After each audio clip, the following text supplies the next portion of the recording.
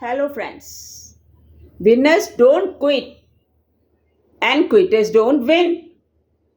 ये हाँ simple logic है ये तो, कि जो विनर्स होते हैं वह अपना काम कभी अधूरा नहीं छोड़ते, अपने काम का त्याग नहीं कर देते हैं, काम को बीच में ही बंद नहीं कर देते, गिवन अप टेंडेंसी नहीं अपना लेते, काम से डर के घबरा के भाग नहीं जाते, काम को कंप्लीट करके ही दम लेते हैं। कितनी भी मानसिक शारीरिक थकान हो, अपने कार्य को कंप्लीट ही करते हैं और सफलता अर्जित करते हैं। ये होते हैं विनर्स। और क्विटर्स कौन होते हैं?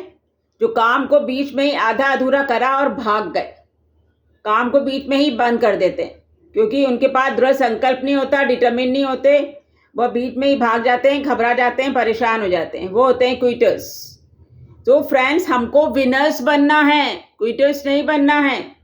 हमें अपने अचीवमेंट्स चाहिए, सक्सेस चाहिए, विजय हासिल करनी है तो हमें मेहनत तो करनी ही पड़ेगी। गिवन अप टेंडेंसी नहीं अपनाना है, डरना नहीं है, घबराना नहीं है, कर्महीन नहीं बनना है। चैलेंजेस को फेस करना है करेज के साथ, हिम्मत के साथ, और तभी हम जीत हासिल कर सकते हैं। So friends, always remain winners.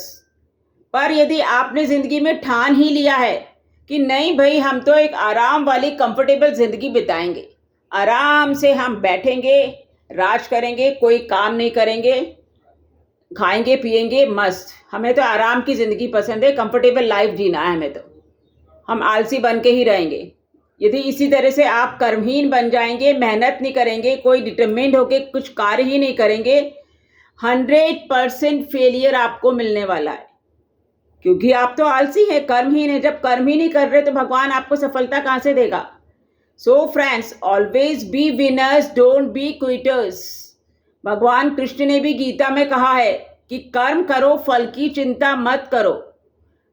कर्म को प्रधानता दो अपनी लाइफ में, कर्म तो करो, फल देने वाले भगवान बैठे हैं ना।